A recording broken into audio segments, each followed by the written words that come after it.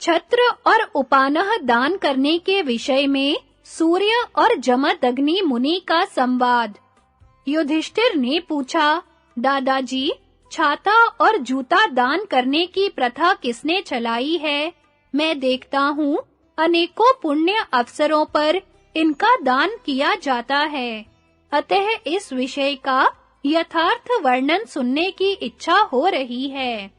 भीष्म जी ने कहा, राजन, छाता और उपानह की उत्पत्ति तथा उनके प्रचार की वार्ता मैं विस्तार के साथ बता रहा हूँ, सुनो।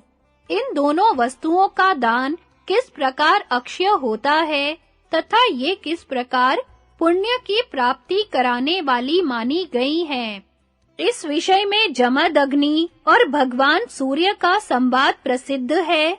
पूर्व काल की बात है, एक दिन भृगुनंदन जमदग्नि जी धनुष चलाने की क्रीड़ा कर रहे थे।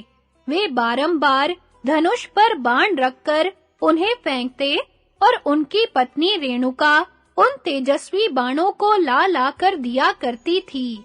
इस प्रकार खेलते-खेलते दोपहर हो गया। मुनि ने पुनः अपने बाणों को दूर फेंककर रेणुका से कहा, प्रिये, जाओ मेरे धनुष से छूटे हुए बाणों को झटपट उठा लाओ। मैं फिर इन्हें धनुष पर रखकर चलाऊंगा। आज्ञा पाकर रेणुका चल दी। सूर्य की कड़ी धूप से उसका मस्तक गर्म हो उठा। तपी हुई भूमि पर उसके पैर जलने लगे। अतः वह एक वृक्ष की छाया में जाकर खड़ी हो गई। किंतु उसे स्वामी के शाप का डर लगा हुआ था, इसलिए वहां घड़ी भर से अधिक ठहर न सकी। पुनः बाण लेने के लिए आगे बढ़ गई। जब बाण लेकर लौटी तो बहुत खिन्न हो रही थी। पैरों के जलने से जो दुख होता था उसको किसी तरह सहती और भय से थरथर कांपती हुई वह पति के पास आई। उस समय महर्षि कुपित होकर बारंबार पूछने लगे, रेणुके, तुम्हारे आने में इतनी देर क्यों हुई? रेणुका बोली, तपोधन, मेरा सिर तप गया, पैरों में जलन होने लगी।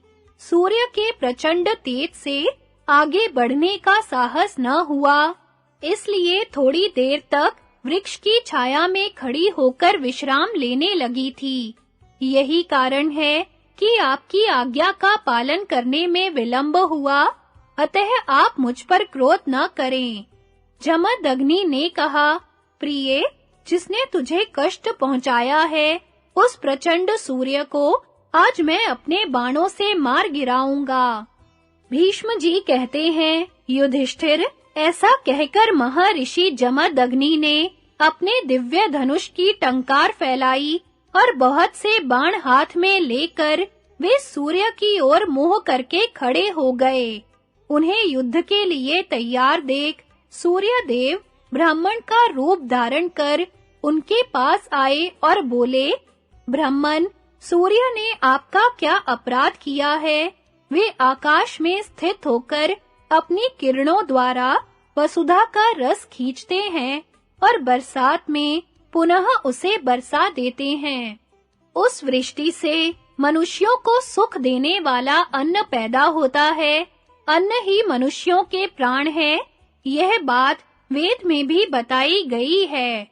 अपने किरण जाल से मंडित भगवान सूर्य सातों द्वीप की पृथ्वी को वर्षा के जल से आप्लावित करते हैं। उसी से नाना प्रकार के अन्न, फल फूल और घास पात आदि उत्पन्न होते हैं। जात कर्म, व्रत, उपनयन, विवाह, गोदान, शास्त्रीय दान, संयोग और धन संग्रह आदि सारे कार्य अन्न से ही संपन्न होते हैं। इस बात को आप भी जानते हैं। भला सूर्य को मार गिराने से आपको क्या लाभ होगा? अतएव मैं प्रार्थना पूर्वक आपको प्रसन्न करना चाहता हूँ।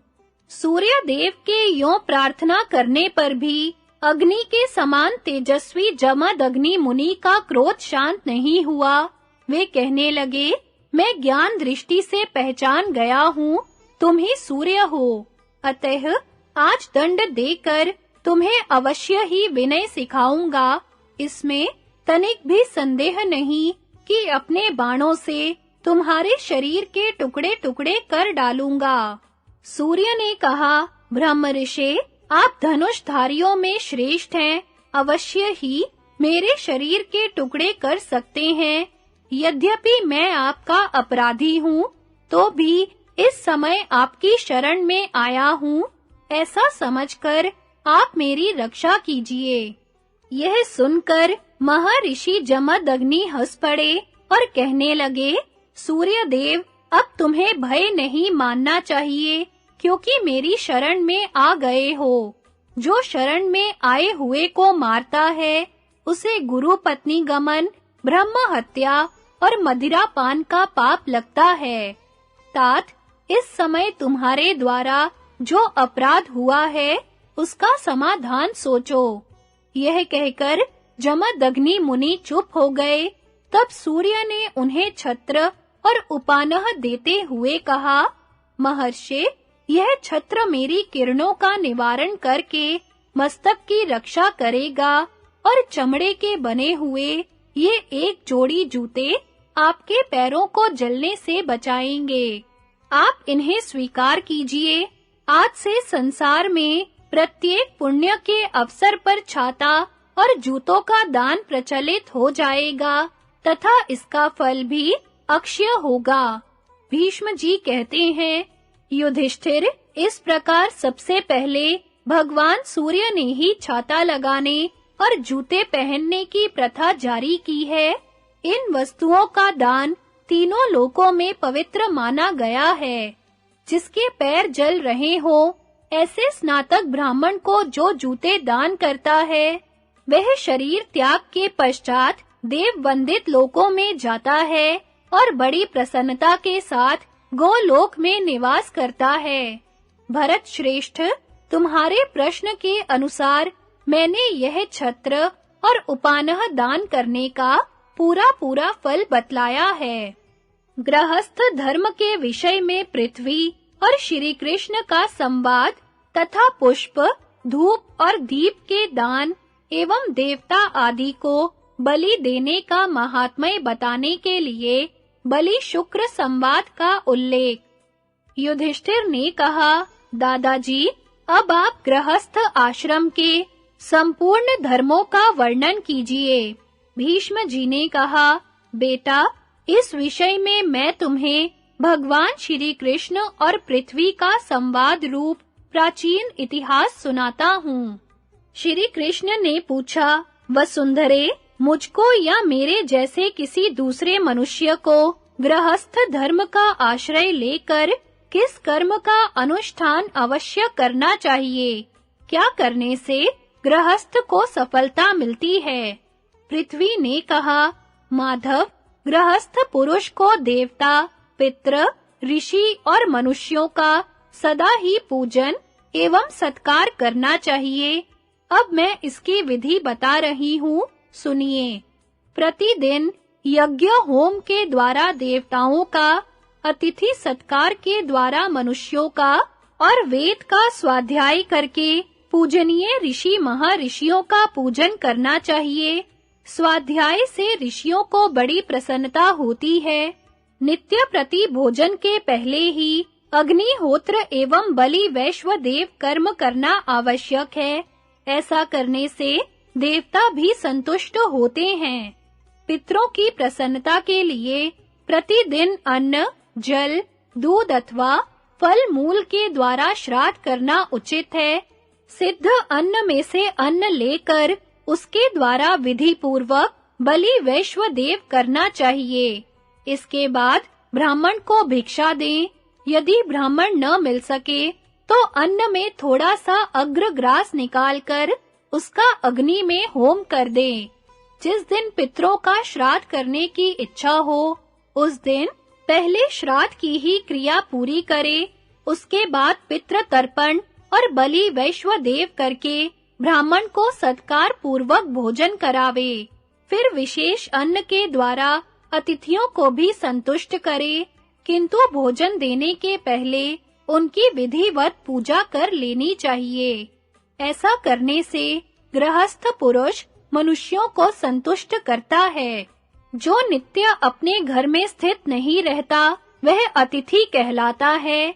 आचार्य, पिता, विश्वास पात्र मित्र और अतिथि से सदा यह निवेदन करके कि अमुक वस्तु मेरे घर में मौजूद है, उसे आप स्वीकार करें, फिर वे जैसी आज्ञा दें वैसा ही करें, इससे धर्म का पालन होता है। गृहस्थ पुरुष को सदा यज्ञ शिष्ट अन्न का ही भोजन करना चाहिए।